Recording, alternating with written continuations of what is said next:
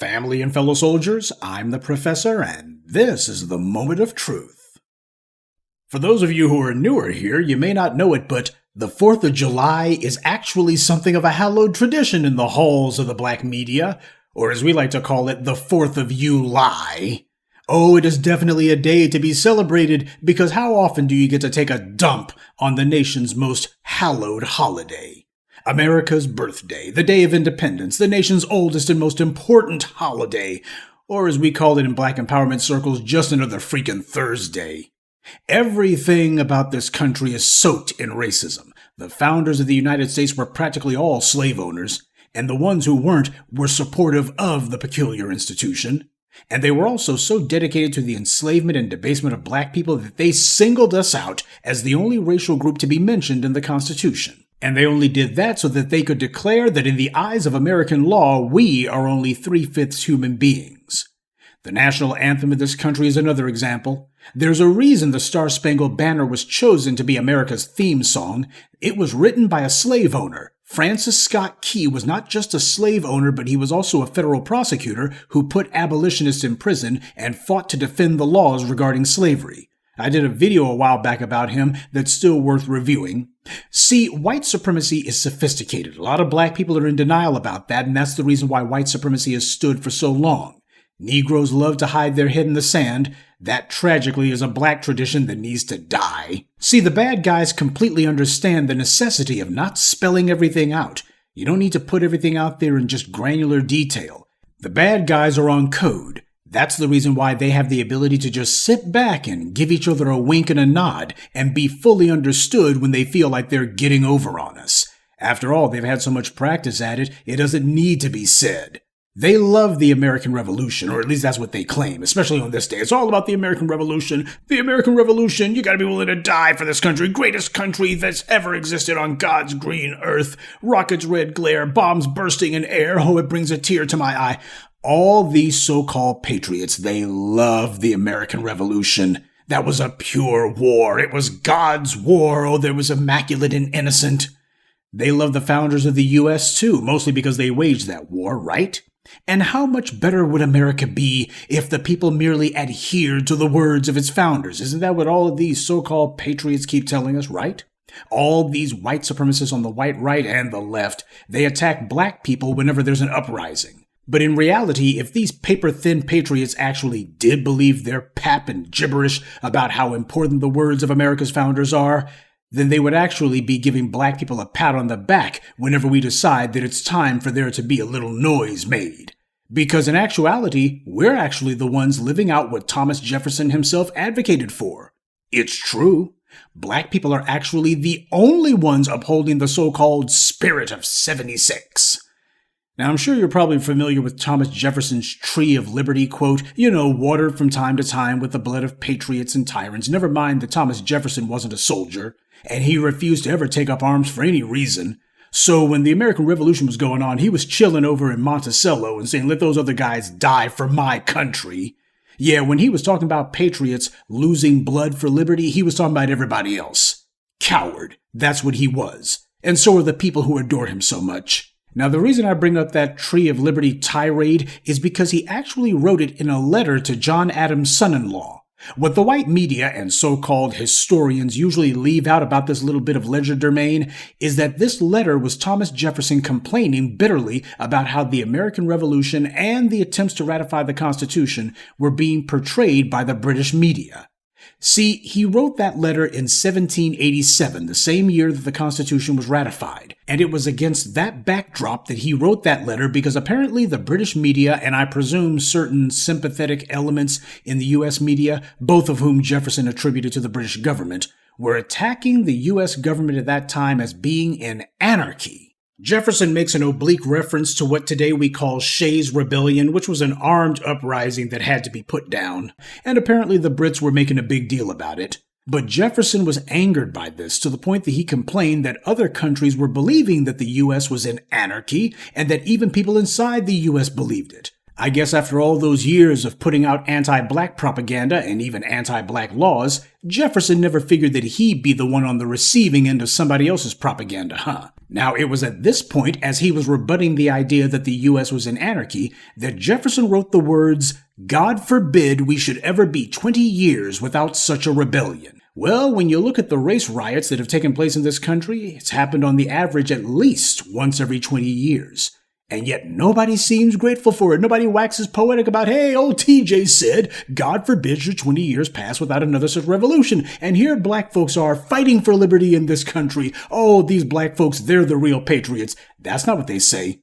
These clowns who claim to revere Thomas Jefferson so much, they conveniently forget his words when it comes to black people. But then again, that's why they love a slave-owning rapist like Thomas Jefferson in the first place.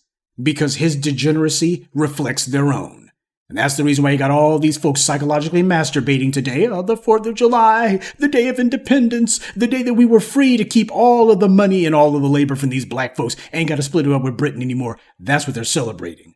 The day that they were able to cut the Brits out of the profits of black people's labor and ingenuity. That's what they're celebrating. One gang of slave owners thought that they were being very clever when they were able to edge out another gang of slave owners.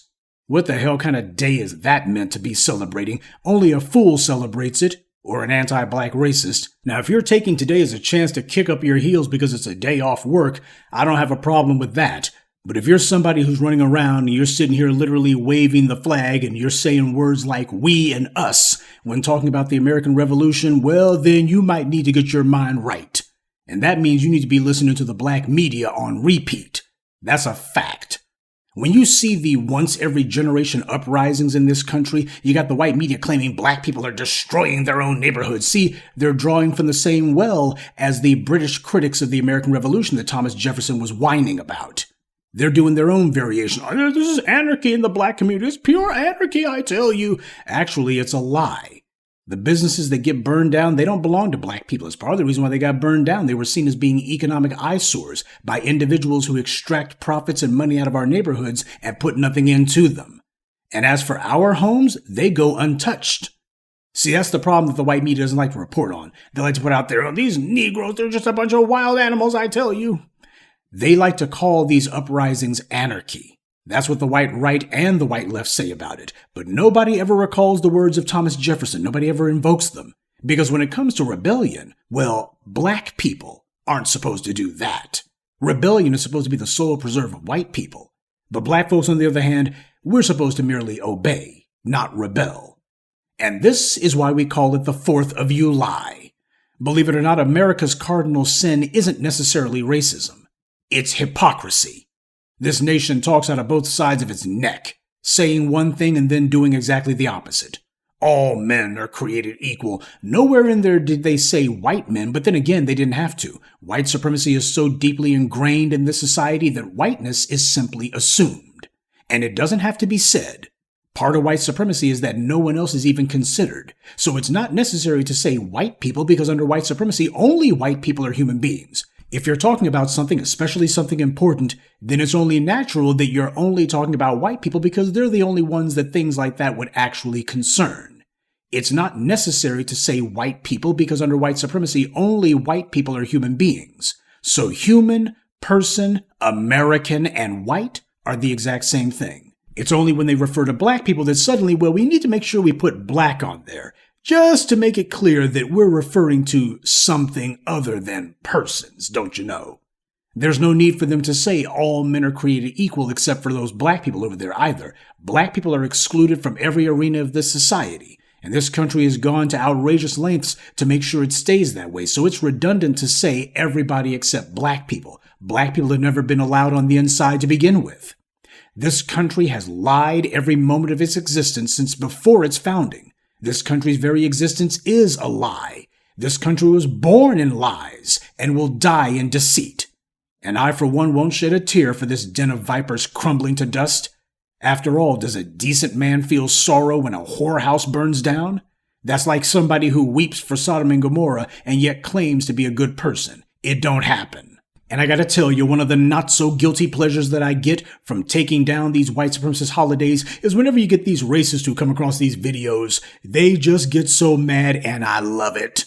That's the reason why I ain't gonna stop doing it, and you shouldn't stop either. They get mad. Well, if you don't like it here, go somewhere else. We built this country, fool. You're the one who came here as a tourist. The only holiday that I'm going to celebrate in regards to this country is the day when we gain our independence from white supremacy. See, that's what they don't like. They don't like the fact that we successfully framed American society in terms of morality, and they don't like the place that they themselves occupy in that particular narrative. But it's a position that they put themselves in. We didn't put them there. They chose to be there, and they chose to stay there. So until then, the real cookout for July 4th isn't going to be on your patio or your backyard. Instead, the real American cookout will take the form of this country's cities occasionally having to burn. But then again, these so-called patriots should be fine with that because, after all, we are just upholding that American tradition of making sure that too much time doesn't go by without another such revolution. Right? Good day, and be one. I'd like to take a moment to mention some of our contributors. L. Wilson, Stay Positive, Ronald Waits, Nicholas Moore, and Tamara Haygood. Salute to them and thank you to everyone for listening, liking, and sharing this message. Black empowerment only exists because of you.